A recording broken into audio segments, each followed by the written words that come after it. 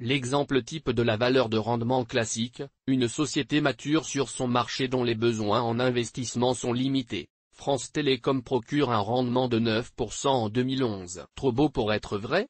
Un secteur défensif, une rente de situation. La position idéale de France Télécom en tant qu'opérateur de télécommunications leader sur un marché mature au rendement peu volatile, qui lui permettent de dégager d'importants cash flows, de l'ordre de 8 milliards d'euros en 2010. La croissance du chiffre d'affaires est cependant très modeste, elle sera quasiment nulle en 2011 d'après les estimations. Des incertitudes pèsent aussi sur la pérennité des marges, en particulier dues à des contraintes réglementaires, une hausse de la fiscalité et des investissements importants dans les réseaux pour répondre au développement de l'Internet mobile. Un dividende en croissance molle et un rendement total négatif. France Télécom devrait verser un dividende de 1,4 € pour l'exercice 2010, la distribution d'un solde de 0,8 € est prévue pour le 15 juin 2011. Cependant, avec un dividende qui croît en moyenne de 3% par an depuis 1997, France Télécom est largement en dessous des standards pour une bonne valeur de rendement,